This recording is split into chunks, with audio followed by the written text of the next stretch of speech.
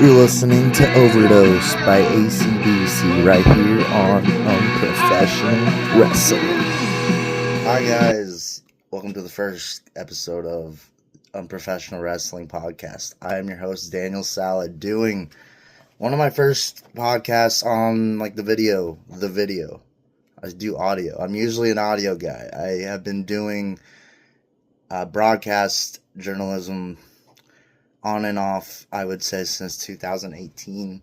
I started at Lincoln College doing that, and then I went to Western, and I've been working on my bachelor's in broadcast journalism. Almost done, got a few semesters left, but until then, I just decided to start doing podcasting and really taking it to YouTube, doing stuff there. I started doing some music, so thanks for listening to that. I appreciate that, the patience there. I started playing music age 12, and so it's just cool to be able to post stuff. And, you know, I don't even care if anyone really sees it, but the fact that people watch is kind of cool. So, anyways, guys, we're looking at the December 29th episode of Monday Night Raw. I actually wrote in a notebook. It says taking care of business, and then it has my sticker on it, DJ RG, my band. So, anyways, we're going to get into this shindig.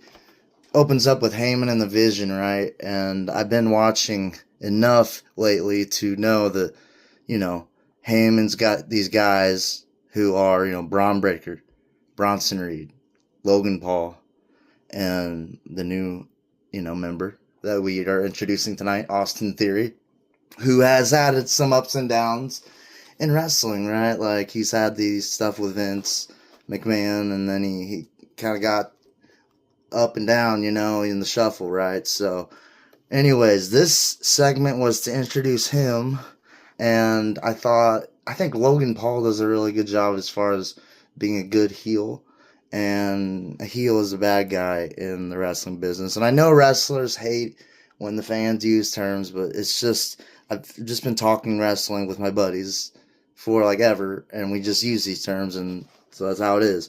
So sorry to any, you know, wrestlers who get offended at this, but it's just, I've been watching since like 2004, and I've seen like the, you know, Ruthless Aggression era, which I thought was really just top-notch stuff, not as far as like the stuff Vince was doing, but with, you know, the content was kind of iffy and like up and down as far as edgy TV-14 stuff, but I thought the in-ring stuff was really good. And, you know, Heyman's still around, which is really cool. He's been touring these guys. Big Bronson Reed, the tribal thief. Like I said, Logan Paul does a really good job. He's just an unlikable guy as far as like his vibe, and he just leans into that. He just does a really good job there. Austin Theory has always been just top notch in the ring, and so his promo he did was pretty decent. But Braun took over the mic, had a promo with CM Punk when he came out, and that was just sweet.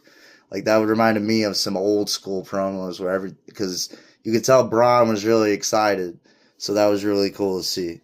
And it actually goes into the next segment. We're going to have a triple threat Women's World Championship, guys. Stephanie Vacour had challenged, she did not challenge, she defended her title against Nikki Bella and Raquel Rodriguez, which I thought that was a good match that kind of just built. And they mentioned Stephanie Vacour, her reign has been 99 days, and I wrote 4 pages of notes. I got really prepared for this, guys. I'm just putting myself out there. You know, 58 WWE sellouts, which this year they were saying the WWE has sold out their arenas 58 times. And I thought this match was really good as far as like a build, as far as a women's match, triple threat. I'm not saying that because it's just a women's match, but WWE sometimes doesn't give their women's matches enough time, and I thought that this one had some time to just develop and build. And they mentioned Dominic Mysterio is going to be out indefinitely, so they didn't mention what. Well, that's a bummer because I think Dirty Dom Mysterio, Man, I've been following that kid's career since 2005 when he was. So yeah, for those of you who know, you know, he came out all as a kid, and then he showed up, and it was Ray versus Eddie. So look it up on the network or whatever, the Peacock, and check that out. But yeah, Nikki Bella was all right. You know, she did the STF little tribute to Cena, and then they chanted "Thank you, Cena." And she said he's mean, so apparently he's mean. Um, but yeah, guys, I had played some music today, and I posted a riff, an AC/DC riff, and I played out of tune, and you know, uh, it's funny because you know sometimes with guitar players they're very anal about being in tune. So for those of you guitar players who saw that and were like, "Oh my god," I had not realized. Not a very good, not I just should say very good, but I am not a very. I'm sure guitar is not my first instrument, so I'm not. It's not that big of a deal to me, but I appreciate the input to the guy who said thank you. As you said, I need a tuner, so that was cool, man. Thank you. I appreciate it. I have one, and so yeah, the lesson learned, guys. So when you post to YouTube, make sure you tune your guitar. So Raquel Rodriguez is really good as far as the new people. I think she's just she stands out as far as a big woman, and she's very agile. This match it got better as it went along. I think Raquel is very agile, and Stephanie, she retained, and it was pretty awesome. I think she's really good as far as like I said. I think the new guys and girls coming together that came up from NXT are doing a very very good job. So I think Triple H has something there, as long as they just consistently stay with a good story and let these people just go. I think we're gonna be running. R-Truth went up to Gunther behind the stage, and he's like, "Hey, quit insulting my childhood friend John Cena." And then Gunther was like, "Was that a challenge?" And then he went out to the ring, and R-Truth told him that Gunther was not a good person, and I'm sure that stung really hard. And Gunther said he'll meet Truth in the ring. So backstage, the Kabuki Warriors. I think Asuka really played really good tonight. She played into her character very well. And I think she's trying to get these Kabuki Warriors like reestablished as far as a really good women's tag team. So, Noah Lyles was in the crowd, Olympic runner and track. And so that was cool. Gold medal winner. Asuka killed it tonight, just trying to get it over, just yelling, and just she was doing her best.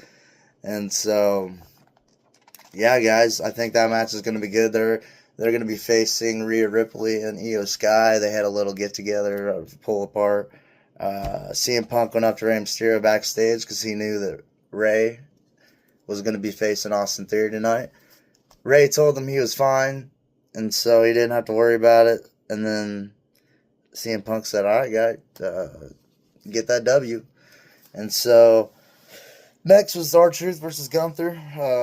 As you expect, Gunther just handily destroyed Truth, and it was just beautiful as far as the story.